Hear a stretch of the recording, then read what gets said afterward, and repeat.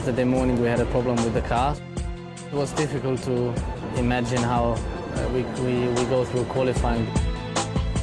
We decided to only do one run. Buttons on the charge. Fernando Alonso, what have you got in the tank? I was watching competitors on the TV screen, watching the sector times. When you have a good day, when you know what you are able to do, when you trust in your car and your team, then I think you only need one run. You try to forget everything else around you and you just try to focus on that one run. It's faster! Sébastien Vettel, Red Bull out in front. It's Sébastien Vettel on pole. Yes, we made it! Pole position! You have the whole day and the whole night to think about pole position. I don't really remember what I was dreaming. Sunday morning when I woke up, I pulled away the curtains from the window, I saw that it's wet. I was like, okay, it's wet. I think that's what makes it so spicy, you know, you never know until checkered flag what's going to happen next.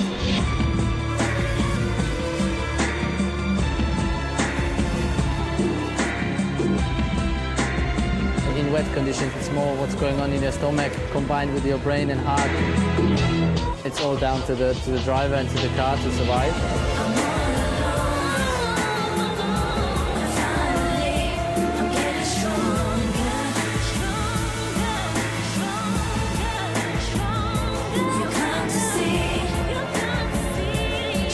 It's worse at the pit wall than in the car because obviously when you sit in the car you always have something to do. I'm very happy to have the wheel in my hands. Careful, concentrate, keep it on the road. That's the thing about racing, you never know until you see the checkered flag. The checkered flag is down below us, waiting to be waved for a Red Bull. For a team to have the first win ever. Great job, Sébastien. Proud of you. Great job. It's nice to give back so much to the guys. That this is the best reward you can get. Days like this shows me what we are here for. What is our mission, so to say. But it's 2 pole positions in a row. Mission impossible for Sébastien Vettel and Red Bull. We'll find out very shortly. Qualifying for the 2009 Bahrain Grand Prix is live on your television screens in well under an hour's time. Meanwhile, the mission for Brawn this weekend is to get back to the front where many people feel they belong. McLaren are hoping for another improved showing after they impressed in China. And success for Ferrari this weekend? Well, it would probably be just scoring their first points of a so far seriously disappointing 2009 season, and this is a circuit that they've traditionally dominated. And it's farewell storms, hello sand as the F1 circus arrives in the Kingdom of Bahrain, a former British colony, now an island capitalising on the business boom in the Middle East. It's the sport's 6th visit here, with Ferrari and Renault having shared all the wins so far. And here's a look at how the rest of the calendar shapes up after this weekend. Europe, we're on our way home. And by the time we're back in this part of the world, about 250 miles away in Abu Dhabi, it'll be the final round of the season, and that race is on the 1st of November. And there are an awful lot of points to be won between now and then, but let's have a quick look at the point standings as we are at the moment, and it'll be no surprise to you to see Jenson Button up at the top there. 21 points so far, been a very successful season. Many people think he really has scored as many points as have been available to him so far, barring of course the rain in Malaysia, which is why you can see some half points on there. The race didn't make it 3/4 distance, therefore some of the points had to be half points. Rubens Barrichello's got 15, Sébastien Vettel with 10, Timo Glock also with 10 points, Mark Webber half a point behind, followed by Jarno Trulli 1 point later, and then Nick Heidfeld, Fernando Alonso, Lewis Hamilton and Heikki Kovalainen all have 4. And if you take a look at the Constructors' title, well, you can really see the dominance there for Brawn. 36 points for them thus far, Red Bull with 19.5, Toyota 1 point behind, McLaren 8 points, BMW, Renault, Toro Rosso all with 4, Williams half a point later, and yes, Ferrari, no points so far in 2009. And we'll certainly discuss that tomorrow. It's going to be a very busy pre-race show tomorrow, but I'm joined by 2 men who I'm sure are much more suited to being sun worshippers than rain gods. And I don't believe this, DC. We give Eddie Jordan a week off and he comes back with an even deeper suntan. What have you been doing? Oh, listen, my bus pass didn't make it all the way to Shanghai, so I had to stay at home and enjoy beautiful Britain. Meanwhile, the private jet gets you anywhere, I guess. Well, I'm a hardcore fan. I'm going to be here for the every race. I'm not a part-timer like EJ. Yeah, I always Jordan was a bit of a part-timer. Take note. Well, you certainly weren't a part-timer in terms of watching last weekend. I know you were tuned in at home. And, of course, Jordan were the first team to pick up their first win in Formula 1 along with a 1-2 finish, which is what Red Bull did just 6 days ago. What were your emotions watching that? Well, similar. I saw Christian Horner and you could just see fighting back the tears. It is a hugely emotional time because to win a Grand Prix is something very special. To finish first and second is the biggest and the greatest thing you can achieve in team racing.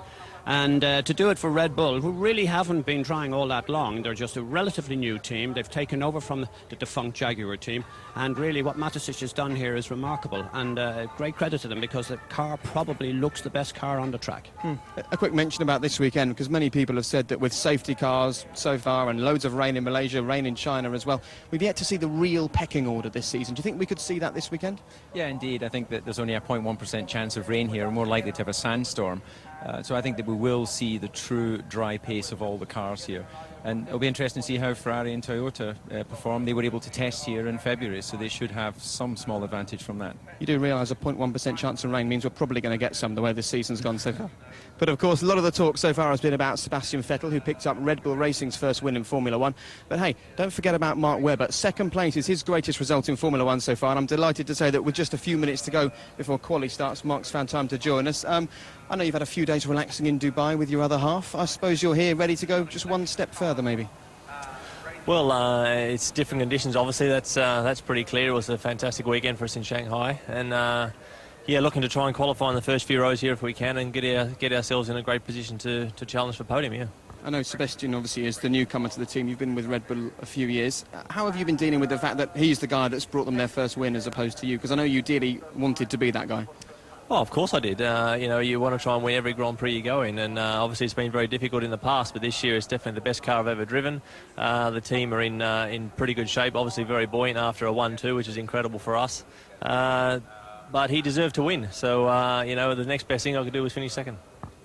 Mark, if I may, first of all, I'll add my congratulations to that. It's actually remarkable, very emotional time. But I'm going to change the story, and the question I want to ask you, we saw a very heated discussion with Charlie Whiting about the conditions and why the drivers, and you are one of the directors of the Drivers' Association. What did you say to Charlie Whiting about the start of the race in China, and what was his reply? There was quite a few drivers that were concerned about the conditions, no question about it. The biggest problem that the drivers had was the rivers and the level of aquaplaning that we had, particularly on anything above 5th or 6th gear. If anyone has a moment, they're on the track at a very nasty angle and can potentially being absolutely hammered at 300k an hour. So Charlie has taken it all on board. He's not, you know, he knows we're going to have wet Grand Prix in the future. We are now just trying to make sure drainage, all those type of things. We think these cars are a little bit worse than they have been in the past, with a little bit less downforce on the wet tyres. So there's a lot of things to throw into the mix for future wet Grand Prix. So why is it so difficult now to run in those conditions? Because we've seen over the history of Grand Prix racing some classic races in the wet. What makes it particularly difficult at this time? I think the reason it was quite tough in Shanghai was that there was quite a few nasty rivers, and the guys at the back were saying they were using the grandstand for basically, you know, queuing for braking errors and things like that, and the car was spinning up in 6th gear. I think that the guys, we've basically come to it. We think these cars are slightly more difficult again than they have been in the past, so we'll look into it. No worries about the wet, of course, this weekend. Instead, you've got to deal with the heat. And I suppose if Malaysia was like a steam room, this place is like a sauna. It's hot, it's dry. We saw you yesterday in free practice looking pretty exhausted sitting in the car after a few laps. Just explain to us what it's like in the cockpit here. Oh, it's definitely warm, but I much prefer these temperatures and conditions to Malaysia. I don't really have much of a problem with the dry heat. The humidity, I think, really zaps any racing driver. But the dry heat's okay, and that's what we're paid to do. We think the track temperature might be somewhere around 51 at the moment. Probably the hottest race of the year so far. Explain to us how you'd like your weekend to go. How do you see it playing out for Red Bull and yourself? Well, I hope it goes better than my practice session this morning. Didn't have a great lead into quali, but we're now focusing clearly on Q3, expecting to, you know, get into that last session and then get ourselves obviously the most fuel possible, but also to start up as far as possible. So that's obviously the big balancing act. And then a clear first lap and be away from the curves, cars on the start. All those type of things are in the mix now. And once we're underway, clean first stint and then get to the end. You know, it's a personal milestone for you this weekend? I knew you wouldn't. Drivers never know these sorts of things. It's only the fans that focus. Your 125th Grand Prix.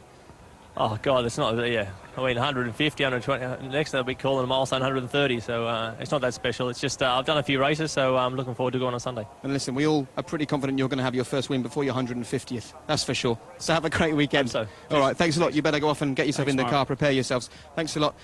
You know, confident, clearly enjoyed last weekend. How do you see the relationship between Sébastien and Mark playing out this season? It's interesting to see that it's developed very well within the team, and you can see that they have a good relationship. They understand that they have to work together to develop this car. There's still a gap between the performance of the Red Bull and the Braun and dry running, and then that will probably remain the case until such time as they get the double diffuser that we've heard so much about in the opening races. But nonetheless, they're working hard, and you've got the young pretender against the 125 Grand Prix veteran. And Eddie, you're a fan of the guy. Do you think his first win will come this season? Well, I just would like to make comment. We've just seen both drivers. We've just had a chat with Mark. And just prior to that, Sébastien came out of the pit area. And if you were to take body language as a consideration, there's no doubt that Mark Webber really looks up for this. Despite his broken leg, he looks absolutely skipping along. Well, we can see Mark's car behind us. You normally expect a few guys to be working away on the cars, half an hour to go to a quali, no? Well, they didn't have any issues in the final free practice that we saw this morning, so there's nothing more for them to do. They'll have done a spanner check to make sure that they've double-checked the double-checked bolts, that they already double-checked. Triple-checked Yeah, bolts. exactly.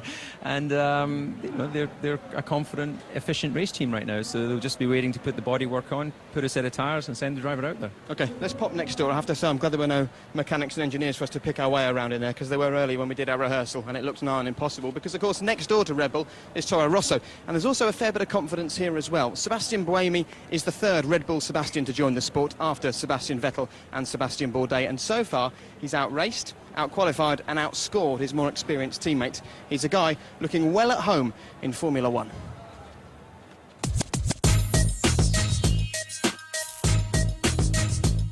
Hi, I'm Sébastien Buemi. Welcome to my home in Bahrain.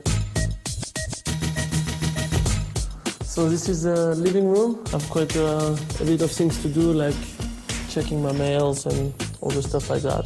I came to motorsport, I think it was in 1994. I got the karting from my father, and then we just started like that around the garage, just driving a bit, you know, and then we went on the circuit maybe a couple of months later. Then we just continued like that, and I started really to race in 1997. We can see we've got a nice TV. I mean, it's a place where we can all discuss about the next races, and I mean, we really enjoy spending time around here. It's very nice. It has been just like a dream, you know. I made the steps up to Formula One like really easily. 2 years in BMW, then 2 years in Formula 3, 1 year in GP2, and then directly to Formula One. So it just has been like in a dream. So here we are in the kitchen. Quite funny place for me because I'm not such a good cook. I mean, for sure if you need pasta, I'm your man. This is a very nice place. I really enjoy relaxing around here. You can see the pool. I mean, I can swim a lot, and also on that side we've got the fitness room, and I mean, this is quite important. I mean, as you can see, it's always sunny and warm here, and I mean, I really like it. You can train, you can just do whatever you want when you want, and this is important. I also have quite a bit of family around here, and you know, it's quite in the middle of the world now, and it's quite central, and it's a good place to relax. Great place to relax, I'm sure, here in Bahrain. We've certainly enjoyed it thus far. I'm not sure, though, about the tablecloth. That looked distinctly like his parents' house to me. Yeah, not quite what we see on MTV Cribs, is it? But nonetheless, I think he's picked a nice part of the world to base himself in the winter months. I think in the summer months it'll just be too hot here. And he seems to have picked a nice time to get involved in Formula One as well, Eddie. He doesn't look out of his depth, does he? Well, you always great sign. A great barometer is anyone who can come in and score points in his first race. That's one of the great markers that I've always had, and he's done that. And a lot of great drivers have done that, and I'm quite sure this guy's a real surprise. He really has done poorly in the other categories before he came to Formula One, so I was hugely sceptical, and I've been blown away. He has really been the surprise of the season so far. And obviously he's part of the Red Bull driver setup, DC. How much potential do you think he's got? I mean, he isn't there yet, but how much potential in the future? You've seen quite a lot of him. Yeah, he did very well in the junior formulas. He didn't do a great deal in GP2, which is the feeder formula to Formula 1. But nonetheless, he's been given this opportunity by Red Bull. He's grabbed it with both hands. He's out-qualified, outperformed his more experienced teammate. And, you know, the future lies in his hands now. And a very quick mention about his teammate, Sébastien Buemi. How much pressure does Buemi coming in and performing well put on his teammates, Eddie? Well, huge, because Bourdais came from America. He decided he couldn't get into Formula 1, and he had big high hopes for this season, particularly with a young rookie alongside him, and he was going to dominate him. That hasn't happened. This is a big, big disappointment for him, and he is already under severe pressure. Big pressure when quali begins in just over half an hour's time. Make sure you stick with us for that. But if you're relatively new to Formula 1, then there are a few terms you're going to hear all season long that might not mean too much for you. One of them is oversteer, and here's Martin to explain what it's all about.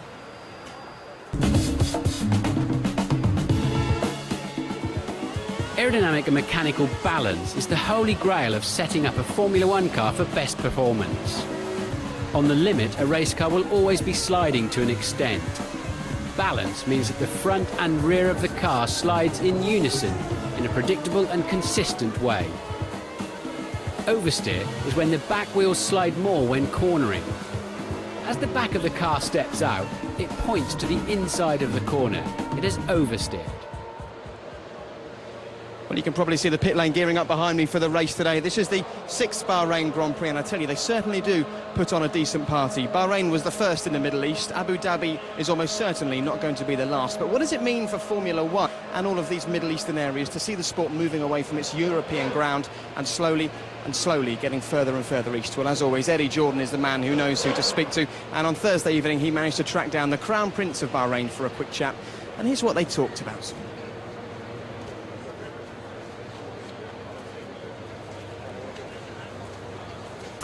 Your Highness, 6 times we've had a race here. Do you think you've achieved the goals and the targets that you set yourself in the beginning? I mean, I think yes is the short answer to that, but there's always more we can do. And this event is second to none in leveraging our nation's profile, our ambition, and our values to the world. And as you can see, I think the teams have been welcomed with open arms. The fans have been very appreciative of everyone's presence here, and it really showcases Bahrain as a friendly country. And does that include the economic side of things in terms of growth and bringing business into the country? Well, Formula 1 to me is probably still the world's best global platform for brand identity in sport. And we are very happy in showcasing our country through Formula 1. It brings in to the country in direct and indirect investment every year, about $600 million. So, I mean, what's not to like, really? The people, the local people, the people who live here, do you think they've embraced it and they enjoy the atmosphere, or are they, in some people, resentful? I think on the whole, the majority are embracing the sport. I mean, there will always be people who aren't motor racing fans, but considering the amount of sales of tickets and the areas in which those ticket holders come from, mostly are local. So that's a clear indication that they've put their money where their mouth is, and they've demonstrated their commitment to the sport.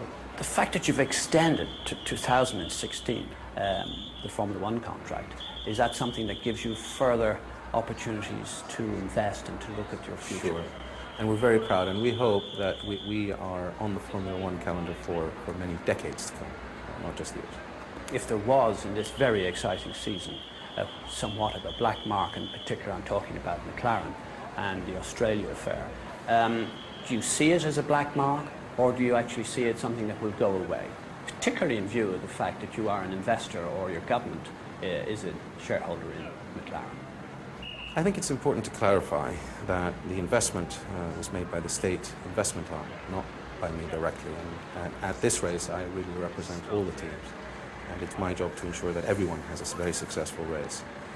As for the unfortunate events of Australia, I think bad decisions were made, and I will wait to hear from the investment company what their views are after the World Council hearing, I believe on the 29th.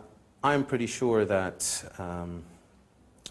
people have learned from that mistake, from what I hear, and I look forward to seeing that issue resolved. If I may, we just turn the attention to your near neighbour, Abu Dhabi, who will have a race at the end of this year.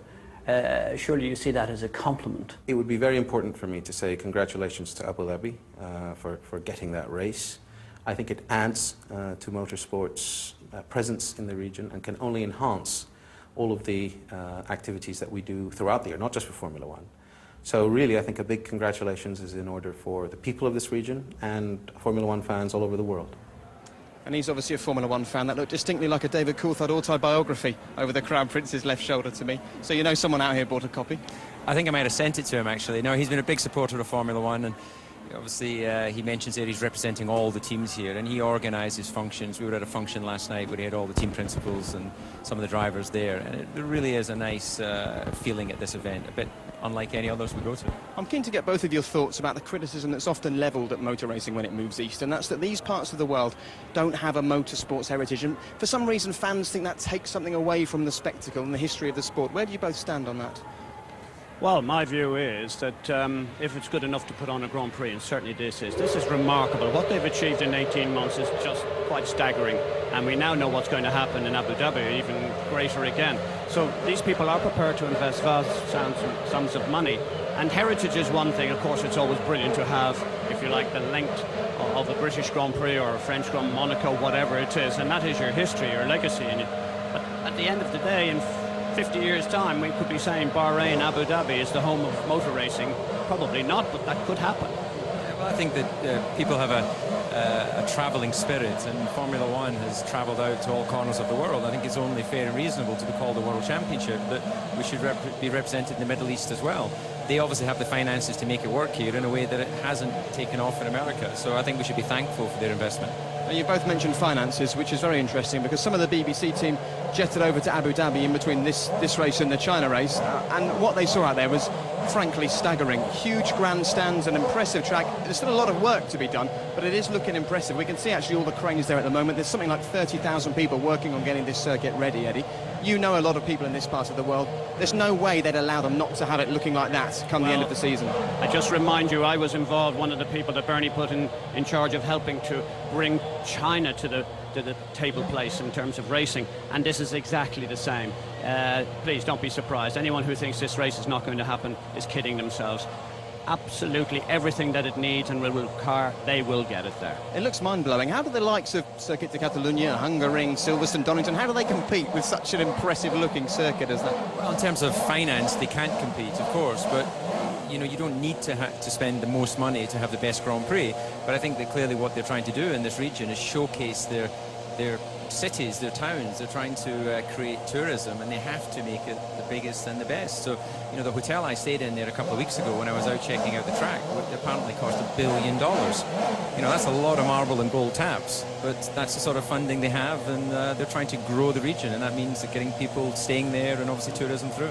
Well, funding and motor racing has been in the headlines again over the last couple of days. It seems there are problems down at the Donington circuit. The news that we're hearing is that the owners of the circuit are suing the promoters for the Grand Prix, for the Donington 2010 Grand Prix. We can see Simon Gillett there, who is the promoter. Apparently, there is a problem with money, and if there isn't a Grand Prix at Donington in 2010, the word from Bernie Ecclestone, Eddie, is that there isn't going to be a British Grand Prix at all. I'll quote him here. There's no chance of us going back to Silverstone. They've had enough chances and not delivered. That seems pretty clear, and it's almost a tease to show fans at home what Donington might look like, because it now seems there are doubts over this happening in 2010. Well, first thing is that I hope there's a British Grand Prix. Where it happens is irrelevant for the moment.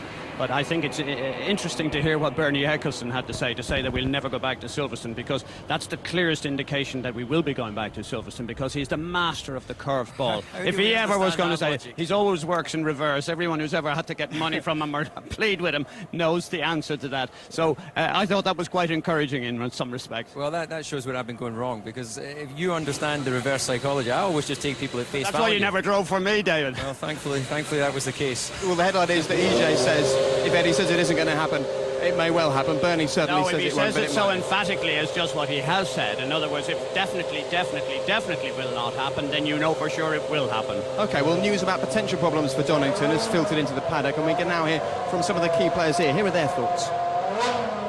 You always hope that there's a home Grand Prix. I am very patriotic, and you know, it would be a disaster for any British driver if there wasn't a Grand Prix in their own country. It's always been a special place, I think, for any driver to be at their home Grand Prix. So, of course, being British, Silverstone was always the main one for me. You especially want to win your home Grand Prix because there are all the British fans there, and people that have been supporting you for years since you were not even in Formula One. The atmosphere was always good. You know, the British fans that come there are genuine race fans, and that is a big difference of when you go to the new countries, let's say. I really hope we keep it on, because it's just too sad to lose a track like that. British Grand Prix is a must as far as the British-based teams are concerned. It's something that, is close to all the teams' hearts, all the drivers, obviously the British drivers' hearts as well. And I think it'd be a great shame to lose a historic event like the British Grand Prix. So, we're certainly hopeful that a solution can be found for Donington. Whatever happens, hopefully, if it doesn't happen there, which would be a shame, it can go to Silverstone, just because I think it's still a good facility, it's a good racetrack. And, I think sort of the UK deserves to have a Grand Prix because of, everything that's gone on in the past. Well, Johnny Herbert says the UK deserves it. How much of a backlash would there be from the UK if there no longer was a British Grand Prix, DC? You know how passionate the fans are. Well, indeed, and the history of motorsport is based on the manufacturing capabilities, the design capabilities of British designers and British mechanics. And to imagine not having a Grand Prix at Silverstone or any British circuit, I just can't imagine that. And you can see how the drivers, not only the British drivers, but some of the, like Rubens Barrichello, for instance, they've started their careers in Britain. That's where you came if you wanted to get it on the first step of the ladder to make your way up into Formula One. So I hope very much that we still have a British Grand Prix. And Bernie certainly looks to have tried to shift the focus away from himself, Eddie. He's actually said that it's a disgrace the British government aren't helping out. I mean, can you ever see the British government funding a British Grand Prix? Well, I know the point he's making, and he has a very valid case. We're here and we see what government money does do to help to portray and to give the footprint of a country, we say Bahrain or wherever we're going. The government traditionally do not put money in, and I think he's also having a little swipe at the government with regard to the donation that was made. And that was an unpleasant situation for all concerned, and there's a little bit of a standoff, in my opinion. Can the British Grand Prix stand up on its own merits? I think it can, but I do feel Bernie has an aversion to, we'll say, what he calls the Blazer Group at Silverstone, or the BRDC. And I think if racers, David, for example, Damon Hill, went and actually sat down in front of Bernie and they closed the doors and they agreed not to leave without a deal, they would trash out a deal. I'm convinced of that. Are you passionate enough to do that? Get Bernie, sit him down, tell him how much it means? Well, Damon Hill, who Eddie mentions there, is the president of the British Racing Drivers Club, who own the Silverstone circuit. So I would imagine that Damon is doing that. I'm a member of the BRDC, but I'm not an active member. I don't represent the board or anything like that. So it wouldn't really be down to me. There are elected members there to go and have that conversation. You've got the power. Don't you worry about that. No, but what I want to make the point, David, it needs racing people for him or Bernie to have the respect. I do not think Bernie has a low regard for some of the hierarchy of that particular circuit, and hence why I say it should be you. Sure. Well, there are certainly two racing people here in the pit lane of the Bahrain Grand Prix that would be very sad indeed to see the end of the British Grand Prix. But let's focus once again on today, and you can see, if you take a look up into the sky, there's some parachutists are coming down. The party atmosphere is beginning to kick off here. We've got fans arriving at the circuit, and what a beautiful circuit it is as well. This is the 6th Bahrain Grand Prix, and they certainly know how to impress people. And Donington and Silverstone, although this track might not have huge heritage, Donington and Silverstone certainly do. And Bernie Ecclestone has actually got one of the most impressive car collections of yesteryear, and he's decided to allow the people of Bahrain to take a good look at them. We had a look as well yesterday.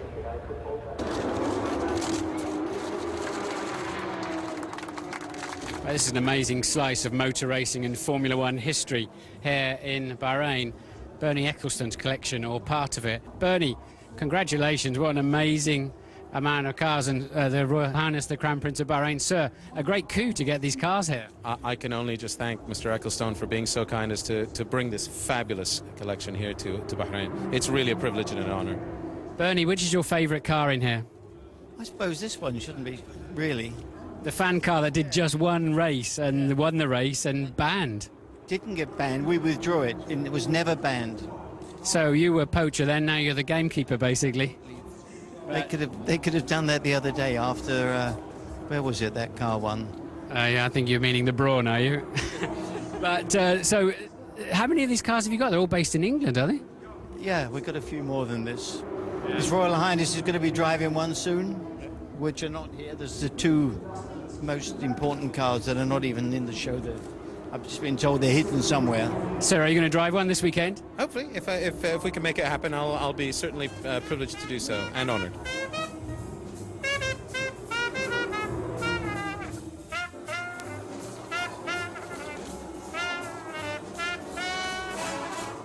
Nelson Piquet, 2 times world champion for Brabham.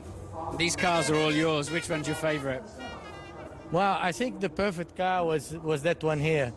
It was very easy to drive. Was was a wing car, and it was not very powerful, but it was fantastic to drive. Very easy. Now, our good friend Bernie Eccleston has collected these cars, of course, the Brabham Boss formerly. But these are just absolutely beautiful, aren't they? Superbly maintained. Yeah, looks like in my time, and actually Bernie doesn't like to put the name of the driver, and I can see my name there.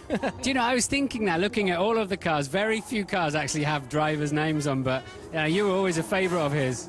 Yes.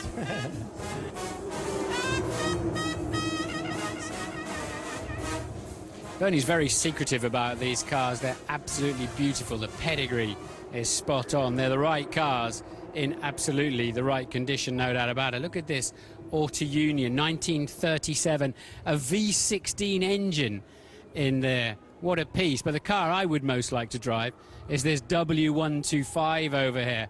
I mean, these cars are worth millions and millions, probably north of £10 million. Again, a 1937, and I just fancy a go in that. Doesn't that look like a classic racing car? What a fabulous collection. Wow, beautiful cars indeed. Right, qualifying. The first part of qualifying is just about 15 minutes away. We've moved out to the paddock here. And if you're on the move today, don't forget that you can keep fully up to date with all things Formula One via bbc.co.uk/sport. Just click on Formula One. And if you're not leaving the house, you can also watch all the qualifying sessions live on there. And during the race, you can access loads of information and watch the race live on the BBC Sport website as well. So do feel free to check that out. But right now, let's take a quick look at some of the news from F1 over the past few days.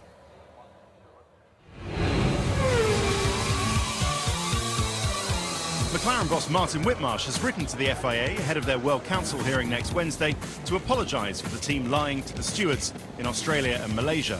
It's thought McLaren's most likely penalty will be a points deduction and a suspended race ban. We're here racing, I think, then we'll concentrate on that for this weekend, and we'll see what happens next week. Okay, and there have been some reports, and we understand there was a letter of apology sent to the FIA from you. Well, I've obviously been talking and working with the FIA. I've sent them something which is confidential at the moment, and doubtless in due course we'll understand more fully.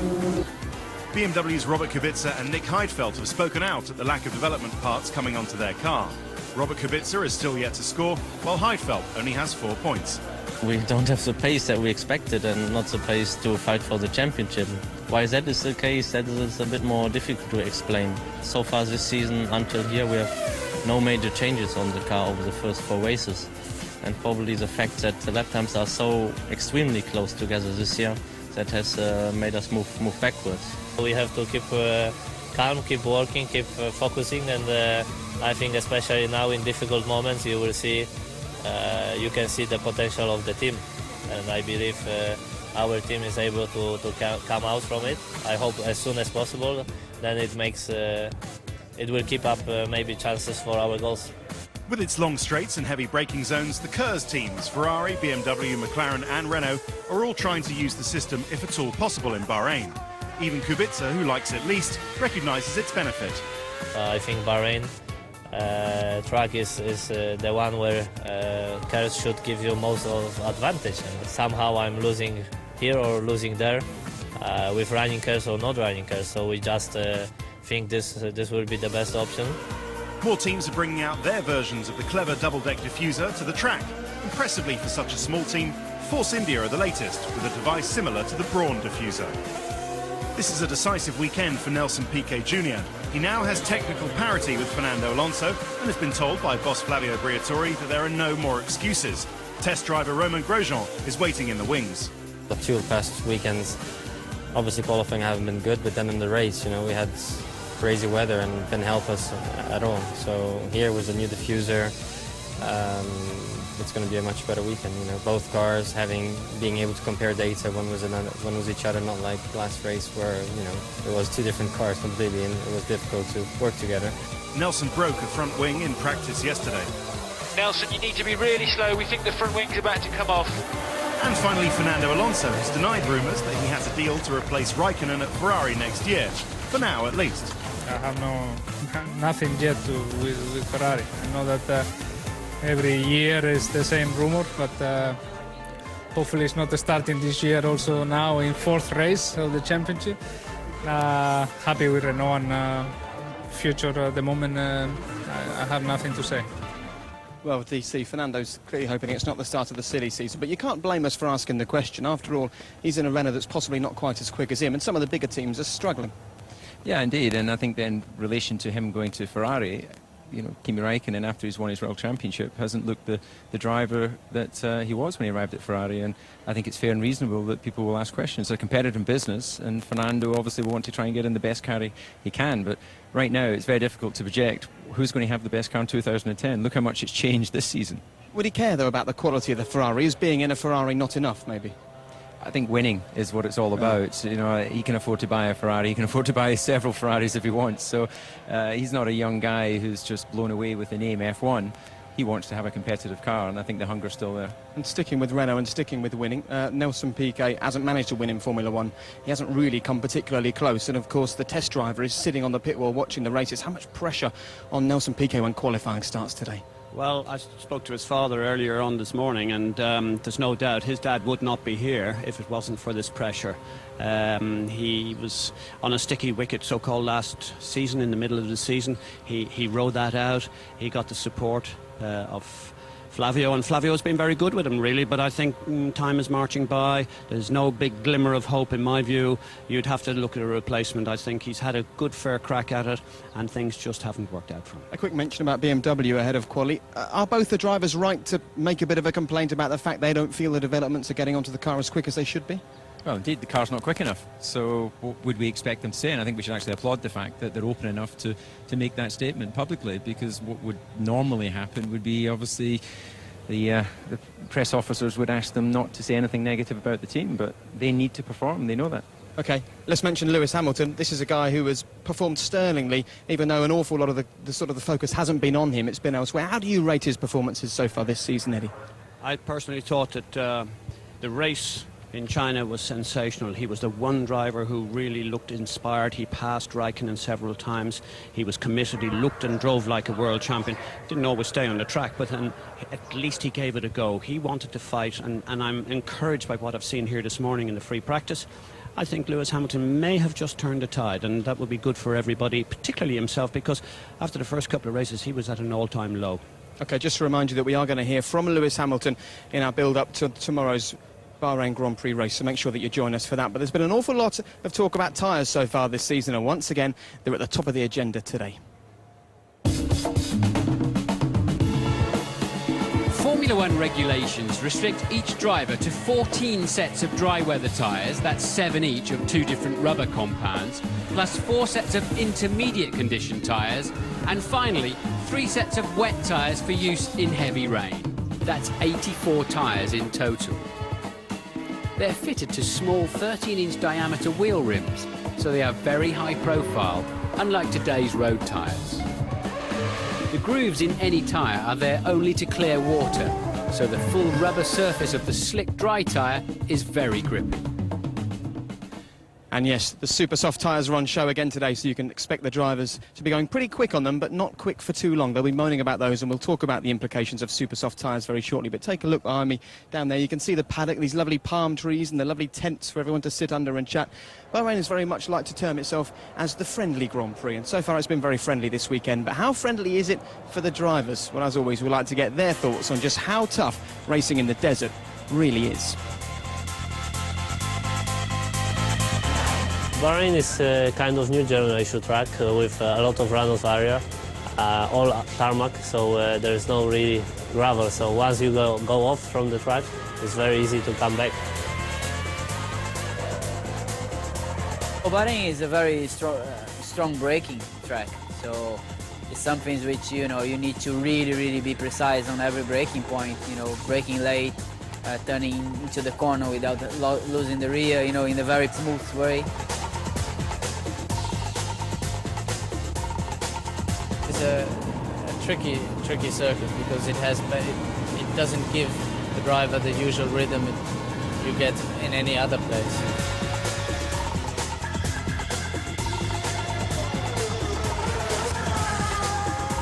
A lot different from many other places, long straights and tight corners.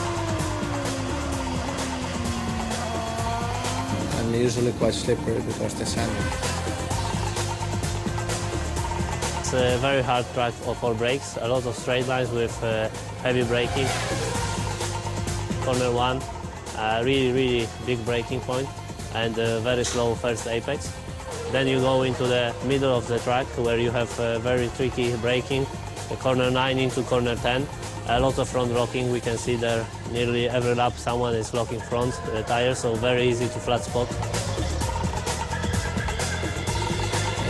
It's very easy to make mistakes. There are some very tricky corners, so it's definitely not easy. I love the circuit. I mean, the second victory in a row.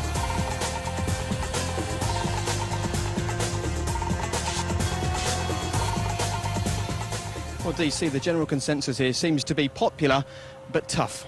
Yeah, indeed, it's a very tricky track, and if you make a small mistake on some of these entries, then the apex is so short, you spend the rest of the corner hanging out there on the dusty line. And it's very difficult to see when you watch the video footage there, but just a little bit offline, there's so much sand, covers your tyres, and you lose even more grip. Did you have any big moments here? I seem to remember one, a certain barrier, turn 1. I have, yes, I had a brake failure, unfortunately, going into turn 1.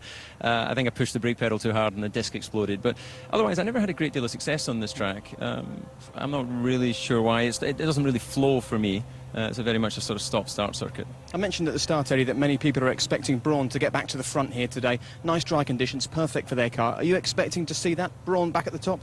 Well, they're going to be very strong, absolutely, for sure. They've maintained their supremacy from the beginning. I just have a sneaking feeling that Toyota seem to have something up, although they've never really quite delivered to the full extent that they should have.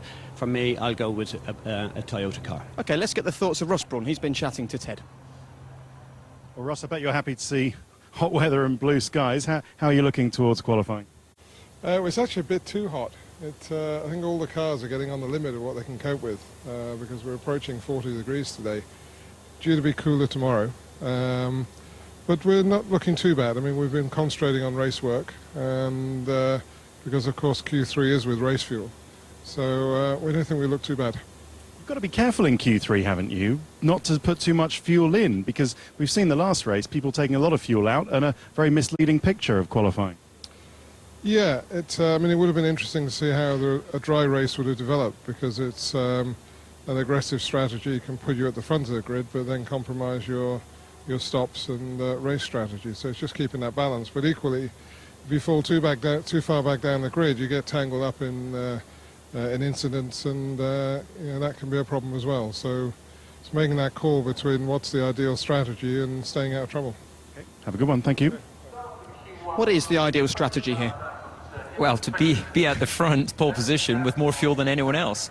But I think that what Ross has pointed out there is that if the race had run as a dry race in Shanghai, they had 5 laps more than the Red Bulls. Now, that extra 5 laps, in theory, should have allowed them to leapfrog them and take the win. But ultimately, of course, it was a wet race and it was a different result. And Eddie, very, very quickly, go on. I don't see it like that, actually. For me, Vettel was so strong at the front of the race, the 5 laps wouldn't have made a difference. He would have had such a lead coming in to do the pit stop. It would have been a titanic battle, and I still think Vettel would have won it. OK, well, here we go. Time for qualifying for the 2009 Bahrain Grand Prix. And Jonathan Ledyard and Martin Brundle are up in the commentary box. And Jonathan, what pressure on Ferrari this weekend?